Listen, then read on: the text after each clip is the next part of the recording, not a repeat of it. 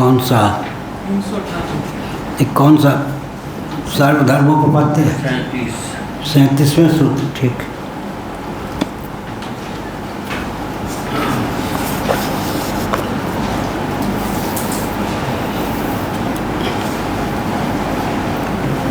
सर्वधर्मोपपत्ति नामक अधिकरण है यह। सूत्र 47 छपा है, उसको कोष्टक में 37 कर देना चाहिए। मंगलाचरण नहीं हुआ अभी? हो गया। सर्वधर्मोपपत्तिश्च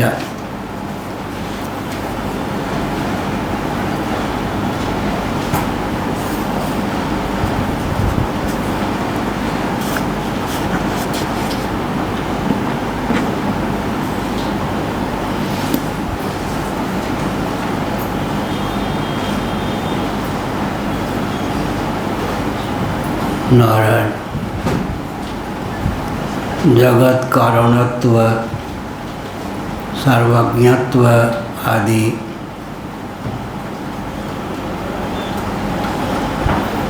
सर्वधर्मों का ब्रह्म में सन्निवेश हो सकता है। उपपत्ति संभव है, अतः ब्रह्म जगत कारण हो सकता है।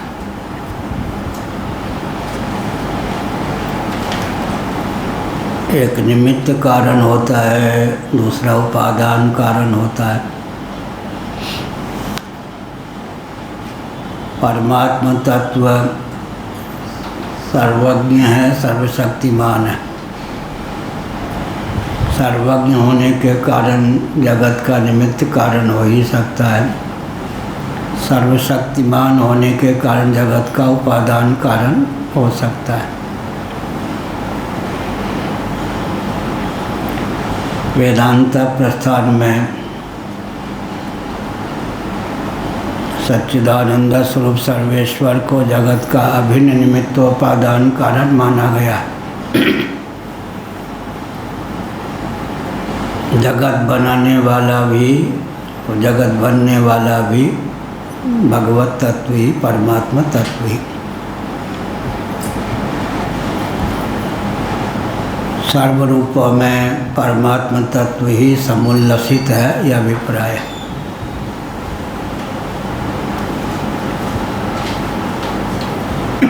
ब्रह्म नित्य है, कालकृत परिच्छेद शून्य सिद्ध होता है।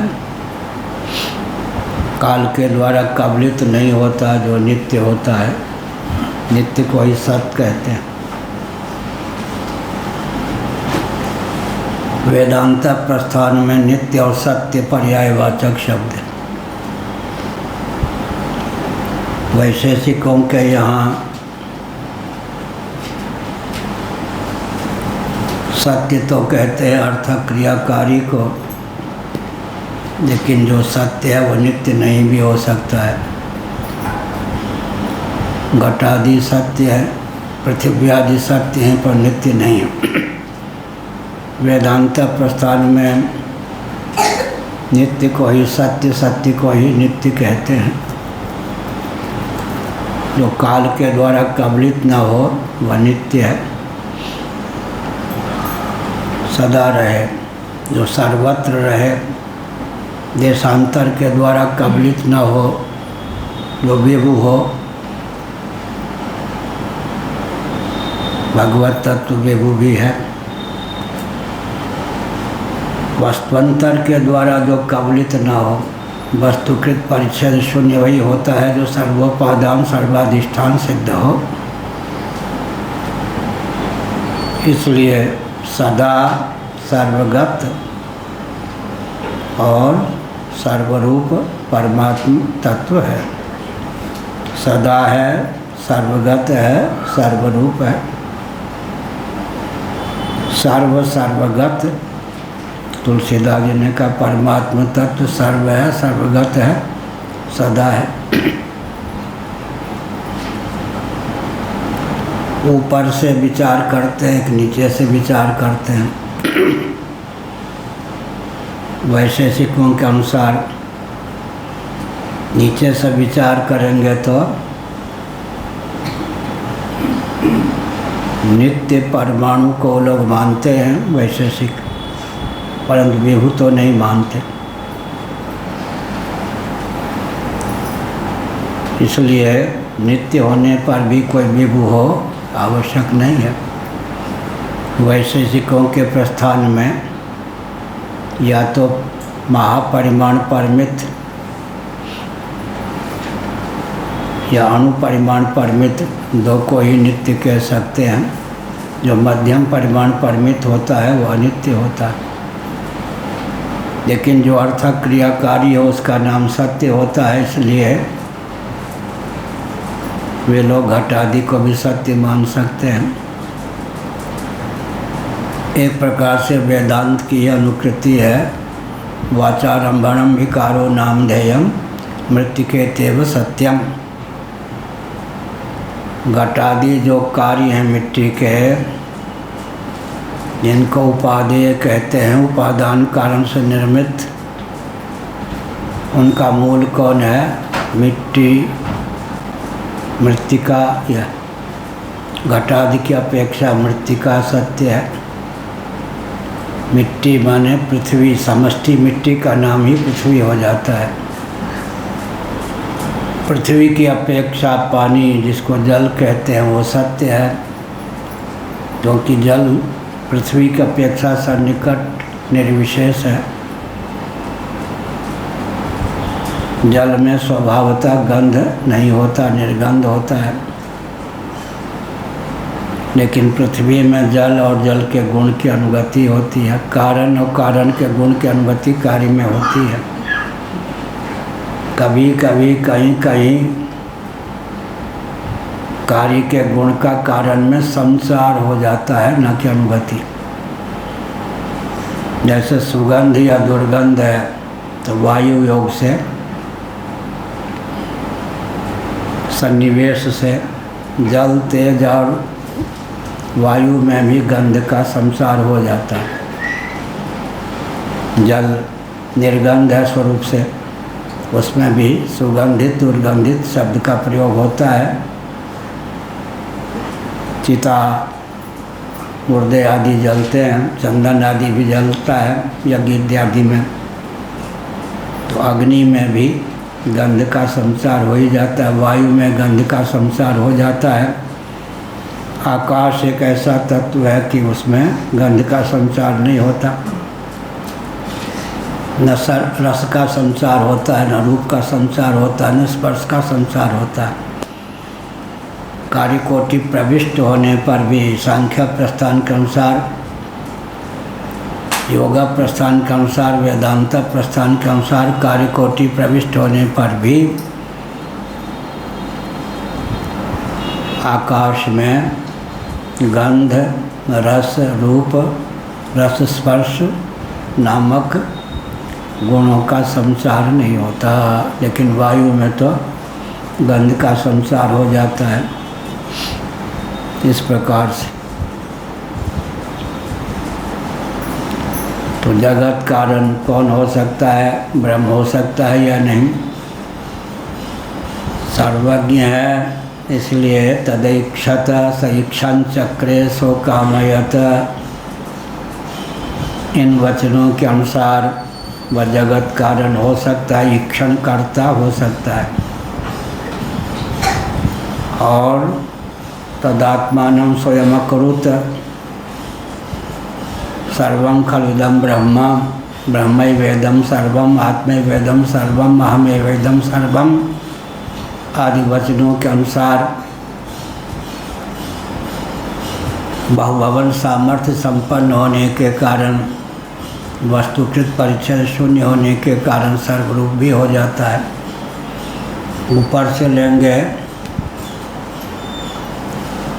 नीचे से लेंगे, नित्य होता हुआ भी कोई विभु आवश्यक नहीं। नित्य और विभु होता हुआ भी कोई सर्वाधिष्ठान, सर्वोपादान, सर्व कारण हो संभव नहीं। लेकिन ऊपर से लेंगे तो जो वस्तुकृत परिचय शून्य है वो देशकृत कालकृत परिचय शून्य होगा ही, यह है। और जो देशकृत परिचय शून्य है वह कालकृत परिचय शून्य होगा ही। ऊपर से, ऊपर चले नीचे से तो आरोह क्रम, ऊपर से नीचे चले तो अवरोह क्रम। तो जगत कारणत्व सर्वज्ञत्व आदि सर्वधर्मों की ब्रह्म में उत्पत्ति सिद्ध होती है। ब्रह्म ही जगत कारण हो सकता है। यहाँ प्रश्न उठता है कि मायाध्यक्षेण प्रकृति स्वीयते सचराचरम हेतु नानेन कौन्तेय यह जगत भी परिवर्तते। ब्रह्म को उपादान कारण मान लेने पर भी ब्रह्म की शक्ति रूपा जो प्रकृति है उसको तो कारण मानना ही पड़ेगा। तो वेदांत प्रस्थान में पूर्व पक्ष प्राप्त होता है कि गौरव नामक दोष की प्राप्ति है। गौरव माने हम आपसे गौरवान्वित हैं, देश आपसे गौरवान्वित है। व्यवहार में गौरव गुण भी होता है, लेकिन दार्शनिक क्षेत्र में लाघव गुण है, गौरव गुण नहीं है। गौरव लाघव माने व्यवहार में भी कहीं कहीं रामचरितमानस में क्या आया, अति लाघव उठाई धनुष लीना। भगवान रामभद्र ने शिव जी के धनुष का बिल्कुल आनंद फानंद उठा लिया, अति लाघव उठाए धनुष लीना। लेकिन लघुता गुरुता, इसका अर्थ क्या हुआ, एक शब्द बोलने से काम चले तो दो शब्द मत बोलो, दो शब्दों से काम चले तीन शब्द मत बोलो। वचन विन्यास ऐसा करो कि अव्याप्ति अतिव्याप्ति असंभव नामक दोष से ग्रस्त न हो। एक एक शब्द पर नियंत्रण होता है शास्त्र के अनुसार। जिसको शास्त्र की सरणी का ज्ञान नहीं है, बच्चे होते बड़ बोलते रहते उनका बोलना ठीक है। महाभारत में लिखा कितना भी विद्वान हो कम बोले, अधिक बोलेगा तो कहीं ना कहीं क्या अव्याप्ति अतिव्याप्ति असंभव दोष की प्राप्ति हो जाएगी। अब कोई ऐसा वक्ता हो कि खूब बोले लेकिन कहीं अव्याप्ति अतिव्याप्ति असंभव दोष की प्राप्ति न हो, समझना चाहिए कि उसका निधिध्यासन परिपुष्ट है। यहाँ का तो वेदांत में गौरव दोष की प्राप्ति पूर्व पक्ष है, अर्थात केवल ब्रह्म तो नहीं, ब्रह्म की शक्ति प्रकृति या माया को भी तो कारण मानना ही पड़ेगा। माया के द्वार से ही तो ब्रह्म कारण होता है। भगवान का अवतार भी संभवाम्य आत्म माया। अब भगवान जगत की रचना भी करते हैं तो प्रकृति के द्वार से, तो हमारे यहाँ दो कारण हो गया, परिणामोपादान और एक विवर्तोपादान। परिणामोपादान कौन हुआ, त्रिगुणात्मक प्रधान या व्यक्त। विवर्तोपादान कौन हुआ, ब्रह्म तत्व। ब्रह्म का विवर्त और माया का प्रकृति का परिणाम कौन है, जगत है, यह सिद्ध हुआ। दो दो परिणाम, दो दो उपादान। जगत क्या हुआ वेदांत प्रस्थान में, प्रकृति का परिणाम और ब्रह्म का विवर्त। माया का परिणाम जगत है, ब्रह्म का विवर्त है। तो गौरव दोष की प्राप्ति हो गई, किसी एक कारण की नहीं, दो दो कारण की सिद्धि हो गई। तो इसका उत्तर क्या है, तो फलमुख गौरव होता है, वो दोष सिद्ध नहीं होता। क्या कहा, फलमुख गौरव जो होता है, हाँ, फलमुख गौरव दोषा वह नहीं होता। अर्थात अगर अतिरिक्त को मानने पर कार्य की सिद्धि होती हो तो अतिरिक्त को मानने में कोई आपत्ति नहीं। या फलमुख गौरव जो है, फलोन्मुख जो गौरव है, दोषा वह नहीं होता। तब क्या प्रश्न उठेगा, दृष्टांता सिद्धि नामक दोष की प्रसक्ति हुई। दृष्टांता सिद्धि का अर्थ क्या हुआ, दृष्टांत है नहीं, ऐसा कह सकते हैं। बौद्धों के ऐसे बहुत से सिद्धांत हैं, जब वे सिद्धांत का प्रतिपादन तो करते हैं लेकिन सिद्धांत के पोषण में उनके यहाँ कोई दृष्टांत नहीं होता। हमारे यहाँ जगत कारण प्रकृति भी है, परमात्मा भी है। तो दृष्टांता सिद्धि नहीं कह सकते, क्योंकि रस्सी और रस्सी का ज्ञान दो कारण हो गए ना सर्पादि में। रस्सी हो और सामने वाले को रस्सी का ज्ञान न हो तो सर्प बुद्धि नहीं होगी।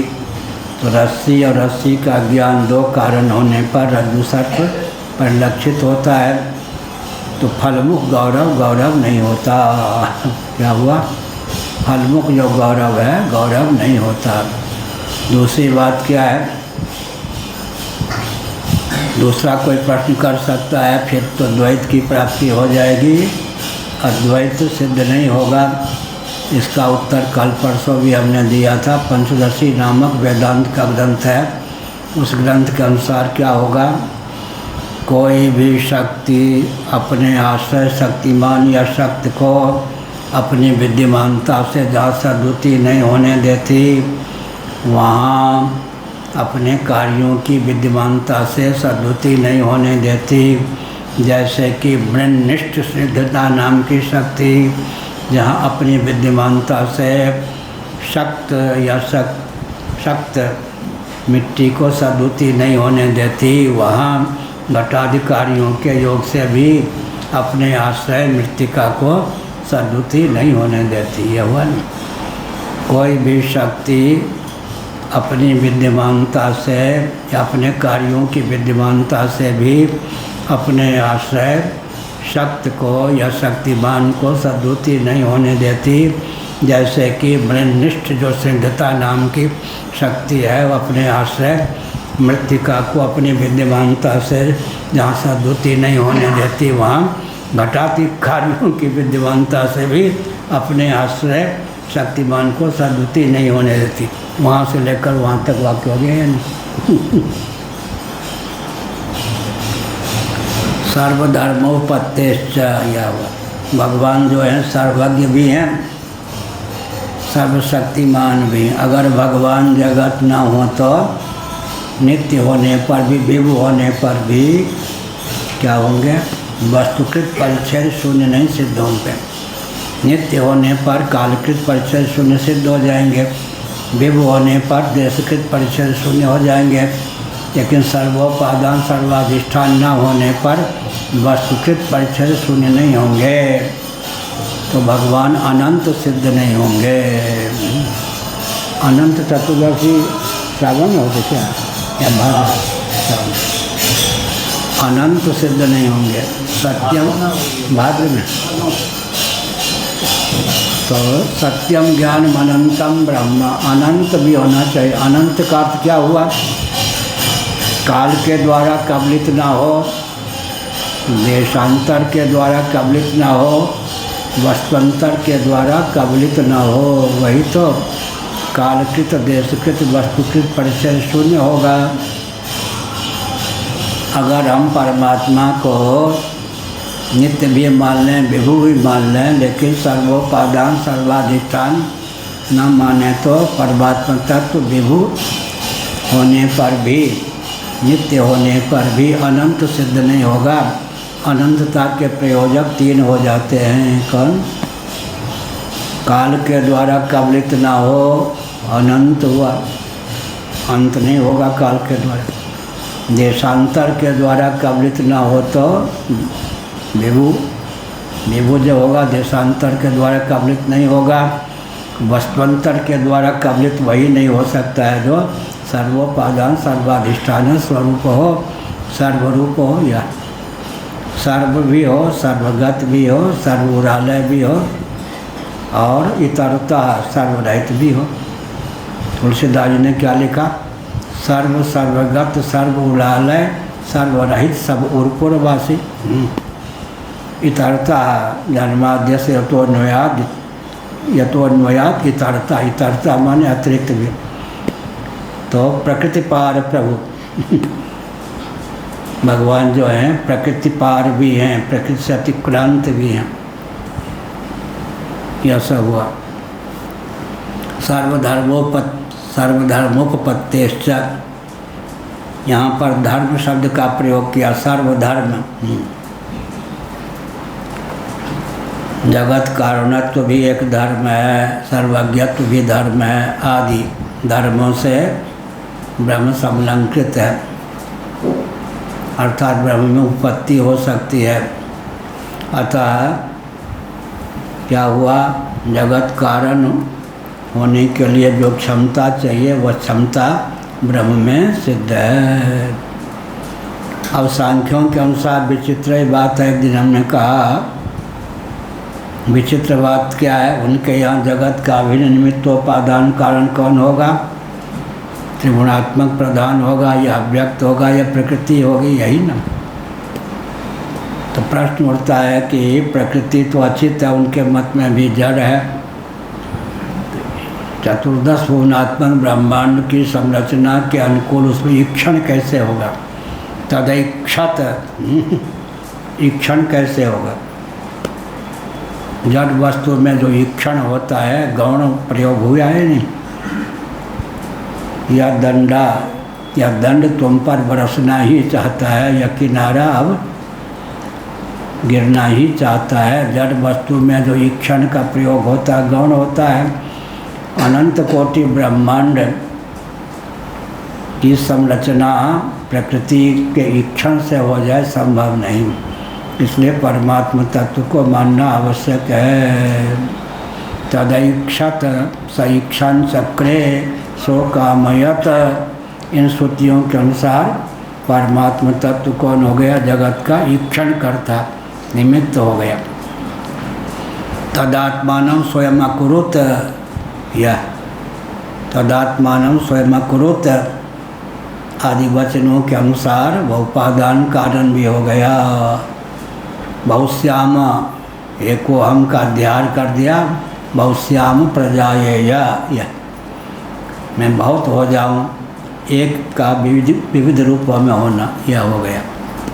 इस दृष्टि से कहा, हमने कहा अन्यों में जो सत्यत्व उपचरित है, घटादि की अपेक्षा मिट्टी सत्य है, मृत्तिके तीव्र सत्य, मिट्टी की अपेक्षा जल सत्य है, स्थिर है, जल की अपेक्षा अग्नि सिद्ध है, सत्य है। अंत में क्या कहा, पैंगी रहस्योपनिषद का वचन है, भगवान शंकराचार्य महाभाग ने अपने भाष्य में उद्धृत किया है, सदैव सत्यम। अन्यों में सत्यत उपचारित है, वास्तव में सदैव सत्यम, सत्य ही सत्य है। क्या राम नाम सत्य है वास्तव में, और सब गत, राम नाम सत्य, बाकी सब गत। सदैव सत्यम, अन्यों में सत्यत उपचारित है, सत्य ही वास्तव में सत्य है। निरपेक्ष सत्य तो एकमात्र सत्य ही है, परमात्मा तत्व ही। सर्वधर्मोपपत्तेश्च, सर्वधर्म का मतलब हुआ जगत कारणत्व, सर्वज्ञत्व इत्यादि। सर्वधर्मों की ब्रह्म में उत्पत्ति हो सकती, उत्पत्ति माने संभव, उत्पत्ति युक्ति के द्वारा उसकी सिद्धि हो सकती है, अर्थात ब्रह्म सर्वधर्मों से युक्त हो सकता है। धर्म का अर्थ जगत कारण भी हो सकता है, सर्वज्ञ भी हो सकता है, यह हुआ। अब भाष्य,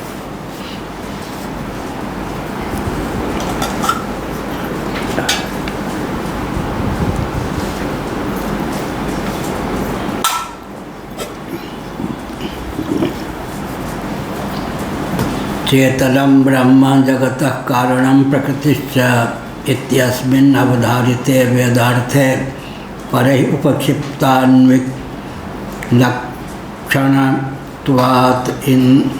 त्वादीन दोषान् परिहर्षीदाचार्य इदानीं परोक्ष प्रतिषेध प्रधानं प्रकरणं प्रारिप्समाणः स्वपक्ष परिग्रह प्रधानम प्रकरणम संहरति, यह कहा।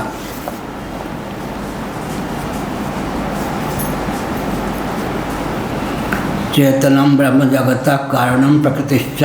दो ब्रह्मसूत्र का ही वचन है, प्रकृतिश्च प्रतिज्ञा दृष्टान्तानुपरोधात्। क्या ब्रह्मसूत्र में ही आया, क्या आया है पहले? प्रकृतिश्च। प्रकृतिश्च माने प्रकृति का अर्थ क्या होता है? उपादान कारण। प्रकृति च केवल निमित्त ही नहीं, ब्रह्म तत्व जगत का प्रकृति अर्थात उपादान कारण भी हो सकता है।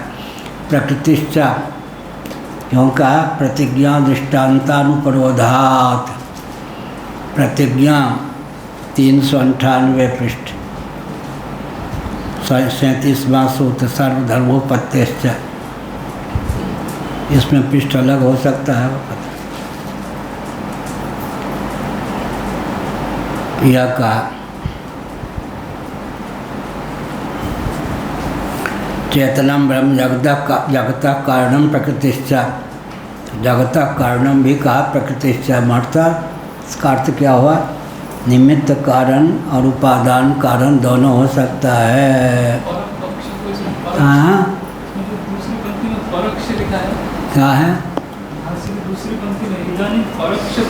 परोक्ष होना चाहिए, पर पौ छूट गया होगा। हाँ वही तो,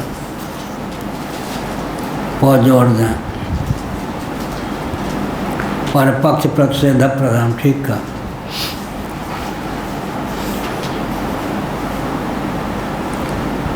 चेतन ब्रह्म जगत कारण हो सकता है। जगत कारण माने निमित्त कारण हो सकता है। प्रकृतिश्च माने उपादान कारण भी हो सकता है। प्रकृति शब्द का अर्थ है उपादान होता है। प्रकृतिश्च पहले हमने कहा प्रकृतिश्च प्रतिज्ञा दृष्टान्तानुपरोधात्। ब्रह्म तत्व जगत का निमित्त ही नहीं अपितु उपादान कारण है।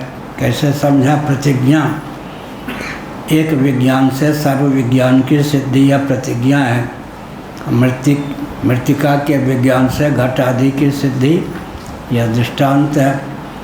तो ब्रह्म विज्ञान से सर्व विज्ञान की सिद्धि हो जाती है। प्रकृति से प्रतिज्ञा दृष्टान्तानुपरोधात्। चेतनम ब्रह्म जगता कारणम प्रकृतिश्च। चेतन जो ब्रह्म है जगत का कारण माने निमित्त कारण हो सकता है, निर्माता। इतना ही नहीं, प्रकृतिश्च उपादान कारण भी हो सकता है, क्योंकि वह सर्वज्ञ और सर्वशक्तिमान है।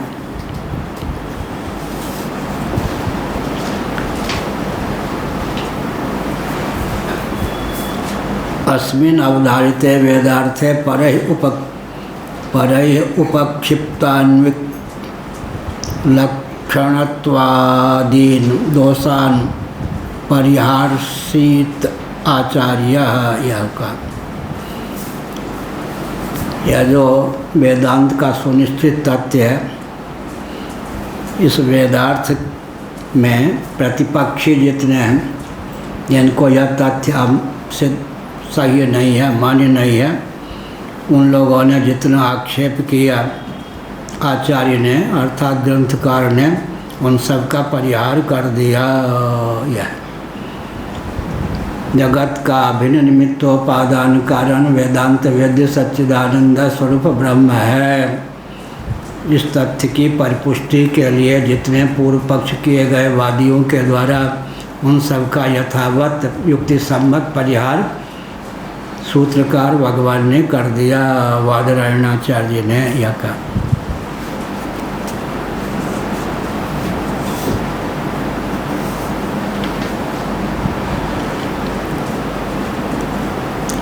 अब का इदानीम, अब इतना काम हो गया, आगे का काम क्या है? परपक्ष प्रतिषेध प्रधानम प्रकरणम प्रारिप्समाणः। अब जो सूत्रकार भगवान हैं, दूसरे के पक्ष के प्रतिषेध की प्रधानता वाला जो प्रकरण है उसको प्रारंभ करने की भावना से भावित हैं। यह अभिप्राय। इदानीम परपक्ष प्रतिषेध प्रधानम, प्रधान का अर्थ है मुख्यतः दूसरों के परपक्ष, दूसरों के पूर्व यह सब आक्षेप करने वालों के परपक्ष प्रतिषेध है। प्रतिषेध माने निषेध की प्रधानता का द्योतक यह प्रकरण है। प्रारिप्स माने उसे प्रारंभ करने की इच्छा वाले सूत्रकार महाभाग यह। स्वपक्ष परिग्रह प्रधानम प्रकरणम उपसंहरति। यह स्वपक्ष परिग्रह प्रधान माने अपने पक्ष का संग्रह करने वाला जो प्रकरण है प्रधानता से उसका उपसंहार करते हैं।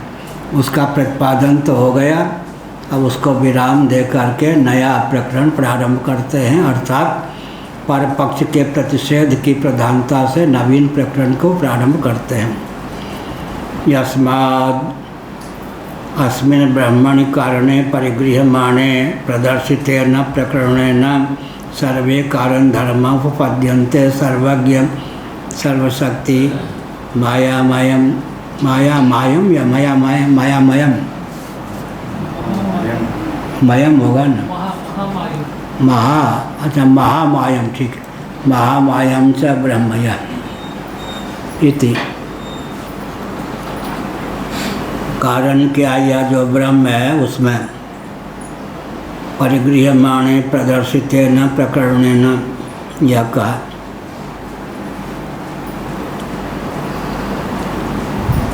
कारण रूप से इसको स्वीकार किया। प्रदर्शित जो पूर्वोक्त प्रकरण है वह सर्वज्ञ है, सर्वशक्तिमान है, और क्या है, महामाया भी है, महामाया है, महामाया भी है, सर्वज्ञ है। सर्वज्ञ है तो क्या हो जाएगा, निमित्त कारण हो जाएगा। सर्वशक्तिमान है तो क्या हो जाएगा, उपादान कारण भी हो ही जाएगा। महामायम महामाई है माया महामाया भी है इंद्र माया भी पुरूपीयते। इंद्र माने इदंद्र, इदंद्र का अर्थ होता है नाम रूपात्मक जगत का, जगत की संरचना करने के बाद उस जिसने निहारा।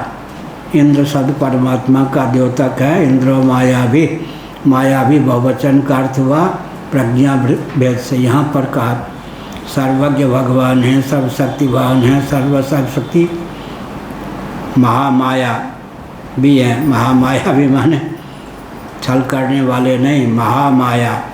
और जो जीव होते हैं उनकी माया तो संकीर्ण होती है। माया का स्थान हमारे पास कौन लेता है, कौन लेती है, बुद्धि। भगवान के पास क्या है, माया। हमारे पास क्या, मन या अंतःकरण या बुद्धि है। भगवान के कार्य करने में माया हेतु है। कार्योपाधिरयम जीव कारणोपाधिरीश्वर कार्य कारणताम हित्वा पूर्ण बोधो वशिष्यते। कार्योपाधिक चित धातु का नाम है जीव, कारणोपाधिक चित धातु का नाम है जगदीश्वर।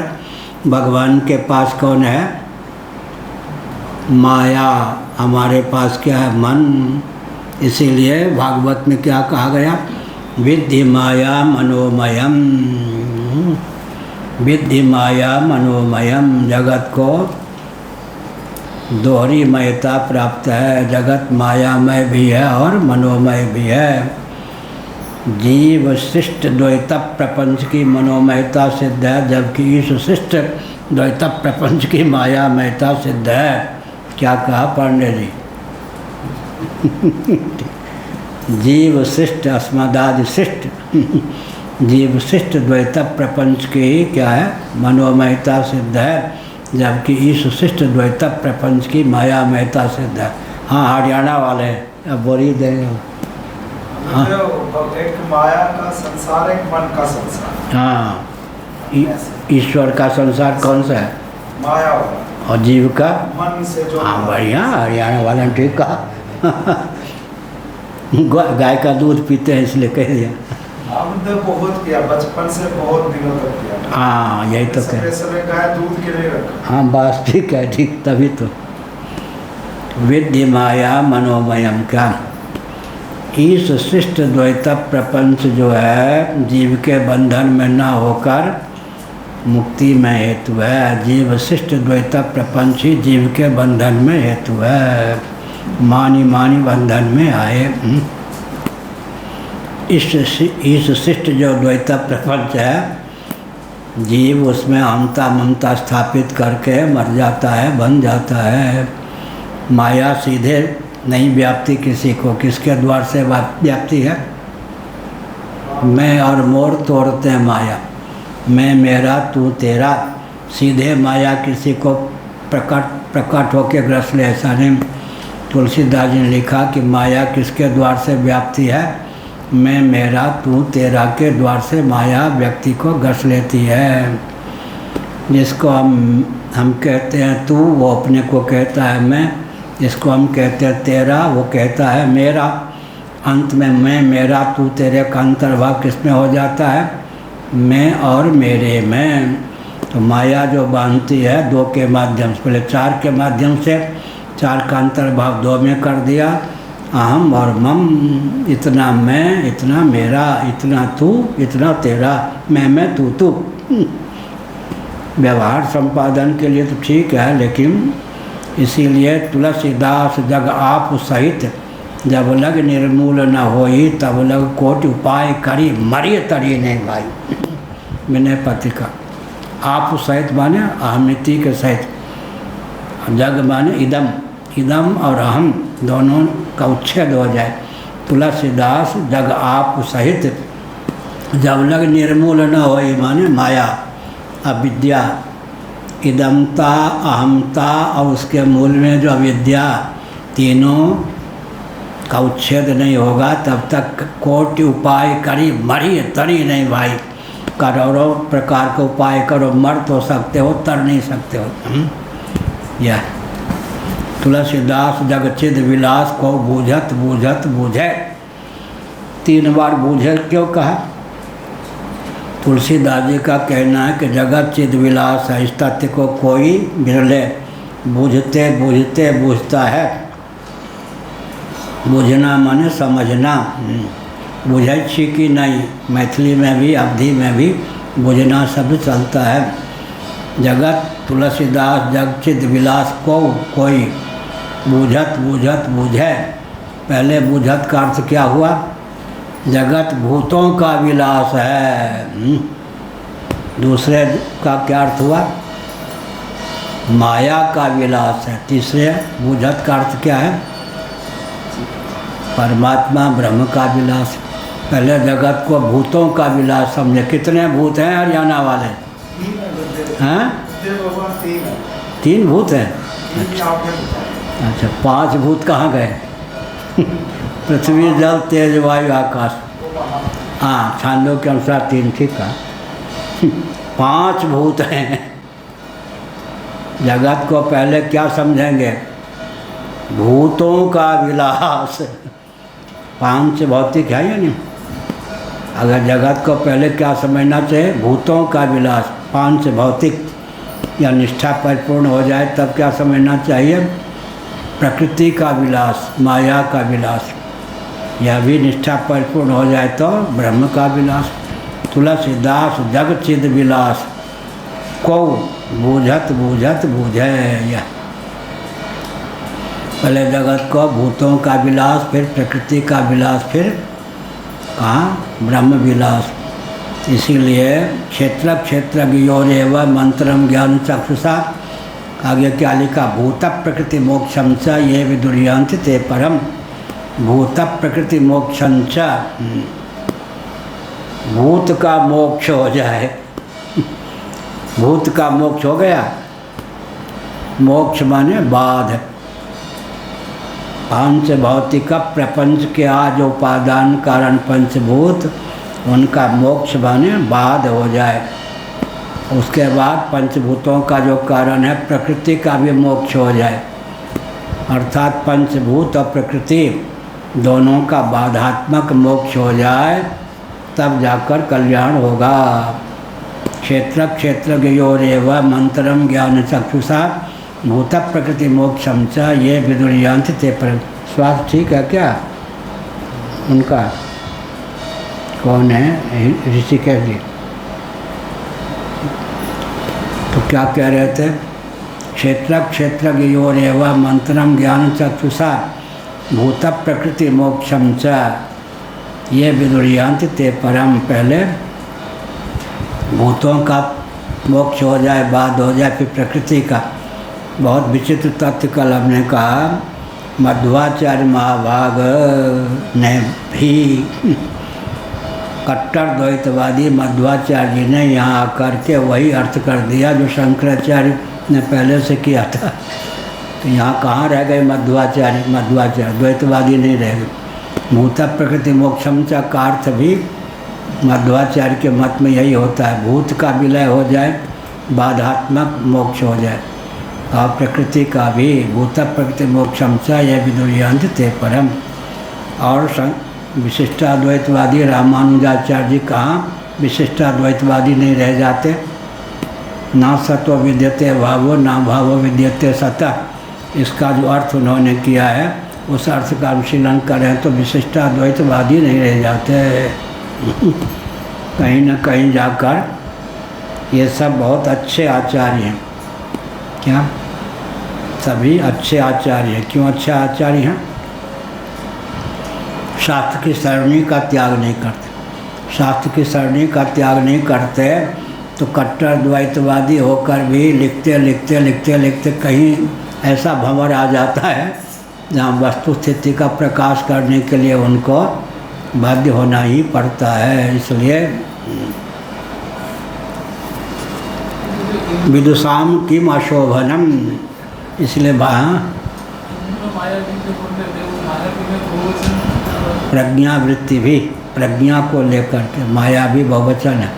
इंद्र माने परोक्ष प्रिया ही देवा, परोक्ष प्रिय देवता होते हैं। नग्न भाषा में जो बोली जाती है बात वो देवताओं को पसंद नहीं है।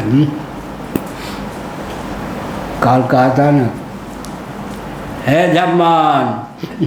जम्मान जी की बड़ी भाभी थी, प्रमोद शास्त्री की पत्नी, अब नहीं रही, अपने देवर को पुकारती थी, है जम्मान। ये कोई बात हुई? परोक्ष प्रिया ही भी देवा, देवता जो होते हैं परोक्ष प्रिय सरीखे होते हैं। फिर भगवान ने क्या कह दिया एकादश स्कंद में, मुझे भी वही बात पसंद है जो परोक्ष शैली में कही जाए, जहाँ तक बन सके निरावरण, सत्य नहीं बोलना चाहिए। गमार बोलते हैं ऐसा। कुछ गुरुदेव बहुत बढ़िया उदाहरण देते थे। बाबा जी गए संत भिक्षा मांगने, माता जी भूख लगी है, 2 रोटी, बड़े चाव से घर से आएगी मलकिन, 2 रोटी देगी, कुछ भोजन देगी। ये मेरे बाप की लोग आई, डंडा लेके आएगी, मारेगी। बोलने बोलने में अंतर हुआ है नहीं। माता जी कहने पर भिक्षा मेरे बाप के लोग आई कह के डंडा मारेगी, फिर या कहे कि बात बंद करके बैठ जाएगी। यही हुआ ना। इसीलिए परोक्ष प्रिय देवता जो होते हैं, भगवान ने कहा मुझे भी वही शैली पसंद है जो परोक्ष शैली में बात कही जाए, हमेशा नग्न सत्य नहीं। अनुद्वेग करम वाक्यम सत्यम प्रीतम चयत, अनुद्वेग करम वाक्यम क्यों कहा? उद्वेग करने वाला वाक्य नहीं होना चाहिए, तब क्या होगा? आत्म तत्व जो अद्वय है उसके बोध का मार्ग प्रशस्त होगा। सत्यम, सत्य बोलेंगे तो सत्तत्व के अधिगम की क्षमता आएगी। प्रियम हितम चत, हितम बोलेंगे हित कर तो चिद रूप आत्म तत्व के हृदयंगम करने की योग्यता आएगी। प्रियम, प्रिय बोलेंगे तो आनंद स्वरूप परमात्म तत्व के अधिगम की योग्यता आएगी। वाणी में पहले चारों गुण हो तब आत्मा की अद्वितीयता का अधिगम होगा। आत्मा क्या है? अद्वैत सच्चिदानंद। पूरी पंचदशी का सारांश क्या होगा? सदद्वैत चिदद्वैत आनंदाद्वैत। पूरी ब्रह्म विद्या, जितने वेदांत के ग्रंथ हैं सबको अगर एक वाक्य में कहना हो तो क्या कहेंगे? सदद्वैत, सत होता हुआ अद्वैत, चिदद्वैत, चित्त होता हुआ अद्वैत, आनंदाद्वैत, आनंद होता हुआ अद्वैत। 6 नहीं 5 5 5 कितने हो गए? 15। कितने हो गए? 5 5 5, वही बोलो। 5 5 5 कितने हुए? 5 15 8, ठीक का। 5 5 5 कितने हो गए? 15, ठीक।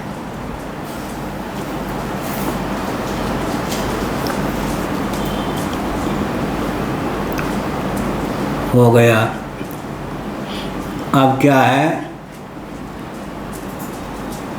स्वपक्ष परिग्रह प्रधानम प्रकरणम उपसंहरति।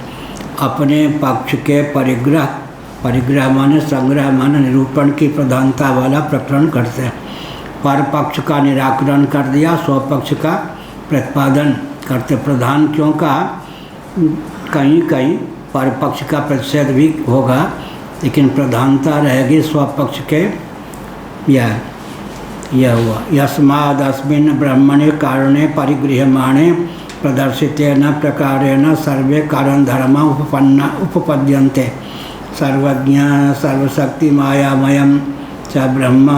इसमें विसर्ग इत्यादि नहीं है क्या? है, सर्वज्ञ नहीं है? सर्वज्ञ सर्वशक्ति महामायम, सर्वज्ञम है। हाँ वही तो, ये तो गलत है ना। या इसमें क्या सर्वज्ञ? हाँ, फिर सर्वशक्ति ठीक, हाँ जी है, महामायम है। ठीक है।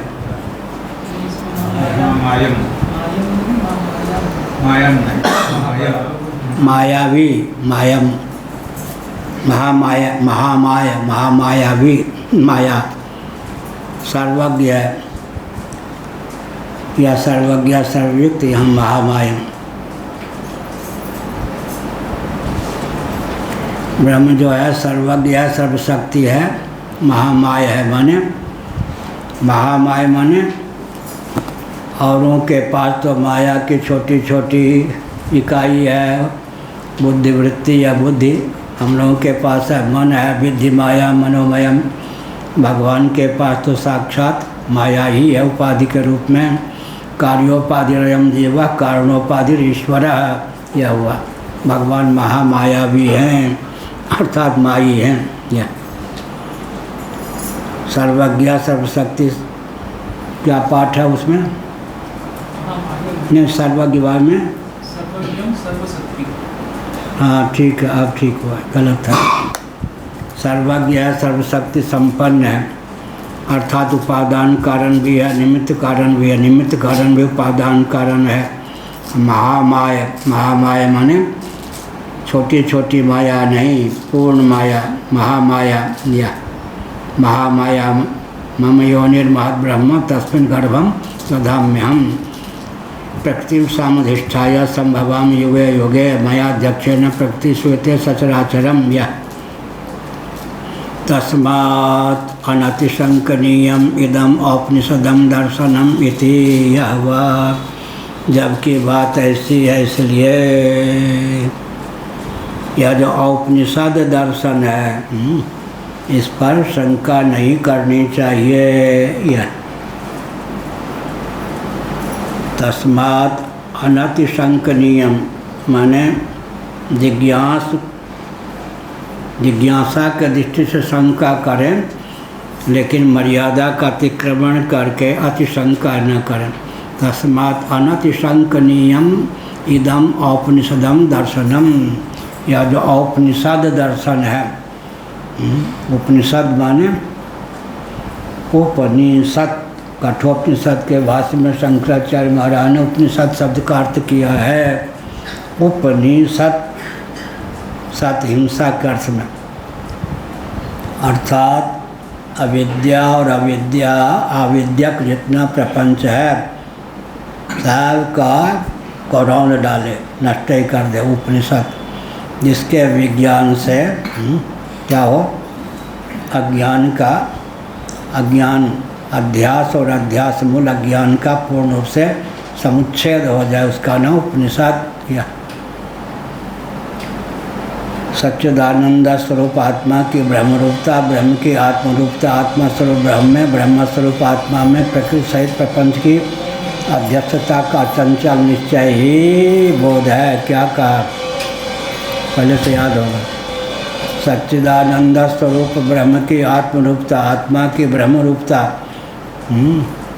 ब्रह्म स्वरूप आत्मा में, आत्मा स्वरूप ब्रह्म में प्रकृति सहित प्रपंच की अध्यक्षता का चंचल निश्चय जो है, यही तो ब्रह्म विद्या है। इसी से परम कल्याण होता है। नारायण अखिल गुरु भगवन नमस्ते शिवाय नमः शिवलिंगाय नमः तन्मे मनः शिव संकल्प वस्तु सर्वे भवन सुखिनः। गुरुदेव तो ये शास्त्रों में आता है कि सरस्वती, गंगा, यमुना, तुलसी, जमुना, जगन्नाथ जी, ये सब के सब 5000 वर्ष के बाद में 5000 वर्ष के अंदर नहीं रहेंगे, लुप्त हो जाएंगे। लुप्त हो जाएंगे। तो हाँ, इस पे कागज वागज चलो कल डालेंगे, है नहीं। हाँ, फिर प्रश्न क्या है? यह जो इस पर काशी में बहुत शास्त्रार्थ हुआ था, क्योंकि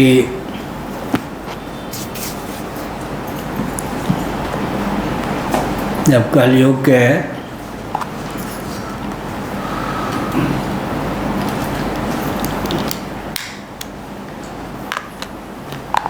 5000 वर्ष उतने वर्ष बीते, तभी अंग्रेज़ों ने गंगा से नहर निकाल दी। गंगा नहर, अंग्रेज़ जानते थे, बड़े कूटनीतिज्ञ थे, हम तो गंदा नाला नहीं डालेंगे, गंगा नहर निकाल देंगे सिंचाई के नाम पर। लेकिन जब स्वतंत्र होगा भारत तो गंदा नाला डालेंगे। एक राजीव गांधी हुए, विदेशों में जाकर उन्होंने यह शिक्षा ले ली, विदेशों में जाकर उसकी नकल करके उन्होंने क्या किया, गंगा आदि में गंदा जल डालना शुरू कर दिया, गंदा नाला।